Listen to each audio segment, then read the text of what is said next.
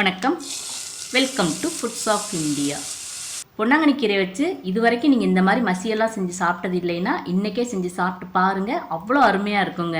இந்த மசியலை நீங்கள் சாதத்தோட கலந்து சாப்பிட்டுக்கலாம், சாதத்துக்கு சைட் டிஷ்ஷாகவும் எடுத்துக்கலாம். ரொம்ப பர்ஃபெக்டாக இருக்கும். எல்லா விதமான கீரைகளுமே நம்ம வாரத்தில் 2 நாள் அல்லது 3 நாள் கட்டாயம் உணவில் சேர்த்துக்கணும். அதுலேயும் முக்கியமாக இந்த பொன்னாங்கண்ணி கீரை அடிக்கடி நம்மளும் எடுத்துக்கணும், நம்ம குழந்தைங்களுக்கும் கொடுக்கணும். ஏன்னா கண் பார்வை சீராக தெரிகிறதுக்கு இந்த பொன்னாங்கண்ணி கீரை ரொம்ப நல்லது. அதே மாதிரி தோல் சுருக்கங்கள்லாம் இல்லாமல் என்றைக்குமே இளமையான தோற்றம் தர்றதுக்கும் இந்த பொன்னாங்கண்ணி கீரை ரொம்ப நல்லது. குழந்தைங்களும் ரொம்ப விரும்பி சாப்பிட்ற மாதிரி இந்த பொன்னாங்கண்ணி கீரையை ரொம்ப டேஸ்டியாக மசியல் செய்கிறதுக்கு நான் வழக்கம் போல் நம்மளோட டெரஸ் கார்டன்லேருந்து ஒரு கட்டளவுக்கு பொன்னாங்கண்ணி கீரையை பறிச்சிட்டு வந்திருக்கேன். முதல்ல கீரை அந்த தண்டுலேருந்து தனியாக பிரித்து எடுத்துடலாம். இந்த பொன்னாங்கண்ணி கீரையில் இருக்க பூவெல்லாம் நம்ம தூக்கி எறிஞ்சிடலாம், அது நம்மளுக்கு தேவையில்லை. ஆனால் அந்த தண்டை தூக்கி எறிஞ்சிடாதீங்க. அந்த தண்டை வச்சு நம்ம ரொம்ப டேஸ்டியாக பொன்னாங்கண்ணி கீரை சூப் செய்யலாம். சூப்பராக இருக்குங்க. இப்போ பறிச்சிட்டு வந்த கீரை எல்லாத்தையுமே நம்ம சுத்தம் பண்ணியாச்சு. இப்போ தண்ணியில் 2-3 தடவை நல்லா கழுவிட்டு எடுத்து வச்சுக்கலாம். இந்த கீரை மசியல் செய்கிறதுக்கு பாசிப்பருப்பு அப்படி இல்லைன்னா துவரம்பருப்பு எது வேணாலும் எடுத்துக்கலாம். நான் இன்றைக்கி பாசிப்பருப்பு தான் எடுத்திருக்கேன். 1/4 கப் பாசிப்பருப்பு தண்ணியில் ஒரு தடவை நல்லா களைஞ்சதுக்கப்புறம் கொஞ்சமாக தண்ணி ஊற்றி 1/2 மணி நேரம் ஊற வச்சு எடுத்து வச்சுருக்கேன். அப்போ தான் பருப்பு சீக்கிரமாக வேகும். இப்போ கீரை கடையிறதுக்கு தகுந்த மாதிரி இந்த மாதிரி ஒரு மண் சட்டி எடுத்துக்கோங்க. அப்படி இல்லைன்னா நீங்கள் குக்கர் கூட எடுத்துக்கலாம். ஆனால் நீங்கள் குக்கரில் சேர்த்து கீரை கடையிறோட மண் சட்டியில் சேர்த்து கடைஞ்சிங்கன்னா கீரை கடையில் ரொம்ப டேஸ்ட்டாக இருக்கும். அது மாதிரி கீரையும் நல்லா மசிஞ்சு வரும். இப்போ நான் பருப்பை சேர்த்து அந்த பருப்பு வேகிறதுக்கு ஒரு 2 கிளாஸ் அளவுக்கு தண்ணியும் சேர்த்துருக்கேன். இது கூட 5 சின்ன வெங்காயம் முழுசாகவும் சேர்த்துக்கலாம், இல்லை இந்த மாதிரி நறுக்கியும் சேர்த்துக்கலாம். அதே மாதிரி ஒரு மீடியம் சைஸ் தக்காளி நான் பொடியாக நறுக்கி சேர்த்துருக்கேன். 5 பல் பூண்டு அதையும் நான் நறுக்கி சேர்த்துருக்கேன். நீங்கள் முழுசாக கூட சேர்த்துக்கலாம். காரத்துக்கு 3 அல்லது 4 பச்சை மிளகாய், அது பச்சை மிளகாயோட காரத்தன்மையை பொறுத்து. அதே மாதிரி 1/2 டீஸ்பூன் ஜீரகம், 1/4 டீஸ்பூன் மஞ்சள் தூள். இப்போ இதெல்லாம் சேர்த்து நம்ம நல்லா கலந்து விட்டு அடுப்பை மீடியம் ஃப்ளேமில் வச்சு இந்த பருப்பை 3/4 பதம் வர வரைக்கும் நல்லா வேக வச்சு எடுத்து வச்சுக்கணும். நான் அதுக்காக இப்போ ஒரு மூடி போட்டு மூடி வேக வைக்க போகிறேன். எப்போவுமே பருப்பை ஃபுல்லாக நம்ம மூடிடக்கூடாது.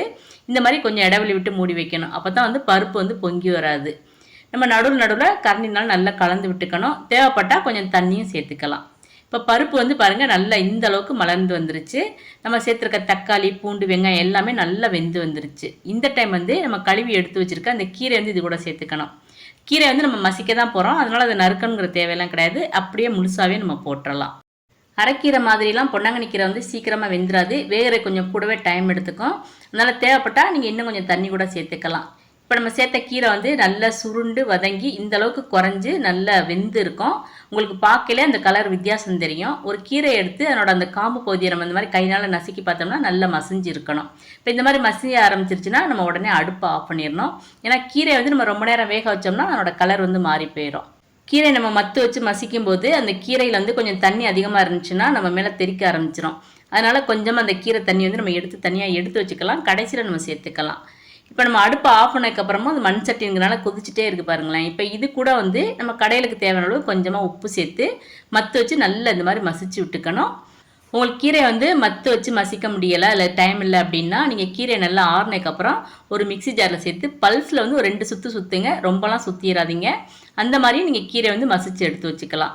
நம்ம என்ன தான் மிக்சியில் போட்டு அடித்தாலும் கீரை இந்த மாதிரி ஒரிஜினலாக மத்து வச்சு மசிச்சு சாப்பிட்டோம்னா தான் டேஸ்ட்டாக இருக்கும். இப்போ நம்ம மீதம் இருக்க தண்ணி இது கூட சேர்த்துடலாம்.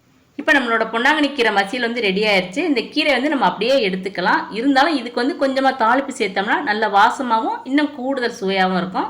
அதுக்கான இந்த மாதிரி ஒரு சின்ன கடாய் எடுத்திருக்கேன். இந்த கடாயில் நான் 1 டீஸ்பூன் அளவுக்கு தேங்காய் எண்ணெய் சேர்த்துருக்கேன். நீங்கள் விருப்பப்பட்டால் தேங்காய் எண்ணெய் அல்லது நல்லெண்ணெய் 2ல் ஏதாவது ஒரு எண்ணெய் சேர்த்துக்குங்க. இப்போ எண்ணெய் சூடானதுக்கப்புறம் 1/2 டீஸ்பூன் கடுகு, 1/2 டீஸ்பூன் உளுந்தம்பருப்பு சேர்த்துக்குங்க. கடுகு நல்லா பொரிஞ்சதுக்கப்புறம் 1/2 டீஸ்பூன் ஜீரகம் சேர்த்துக்குங்க. இப்போ இது கூட 3 மிளகாத்தில் காம்பை கிள்ளிட்டு சேர்த்துருங்க. 1/4 டீஸ்பூன் அளவுக்கு பெருங்காயத்தூளும் சேர்த்துருங்க. இப்போ அடுப்பை ஆஃப் பண்ணிவிட்டு நம்மளோட கீரை மசியலில் இந்த தாளிப்பை சேர்த்துடணும். இப்போ நல்லா கலந்து விட்டுருங்க. அவ்வளவுதாங்க. அட்டகாசமான டேஸ்ட்டில் பொன்னாங்கண்ணி கீரை மசியல் ரெடி ஆயிடுச்சு. இந்த பொன்னாங்கண்ணி கீரை மசியலை நீங்கள் சாதத்தில் போட்டு இது கூட கொஞ்சமாக நெய்யும் சேர்த்து கலந்து சாப்பிட்டிங்கன்னா அட்டகாசமாக இருக்கும். அதே மாதிரி சாம்பார் சாதம், ரசம் சாதம், காரக்குழம்பு எல்லாத்துக்குமே இது ஒரு சூப்பரான சைட் டிஷ்ஷாக இருக்கும். பொன்னாங்கண்ணி கீரையை ஒரு தடவை இந்த மெத்தடில் சமைச்சு சாப்பிட்டு பாருங்கள். அடுத்து நீங்கள் பொன்னாங்கண்ணி கீரை வாங்கினா இந்த மெத்தடில் தான் கீரையை சமைக்கவே ஆரம்பிப்பீங்க. அந்தளவுக்கு செம டேஸ்ட்டாக இருக்கும். நீங்களும் இன்றைக்கே பொன்னாங்கண்ணி கீரை மசியல் செஞ்சு சாப்பிட்டு பாருங்கள். எப்படி இருந்துச்சுன்னு மறக்காமல் கமெண்ட் பண்ணுங்கள். இந்த வீடியோ உங்களுக்கு பிடிச்சிருந்ததுன்னா லைக் பண்ணுங்கள், ஷேர் பண்ணுங்கள். மறக்காமல் ஃபுட்ஸ் ஆஃப் இந்தியா சேனலை சப்ஸ்கிரைப் பண்ணுங்கள். தேங்க்ஸ் ஃபார் வாட்சிங்.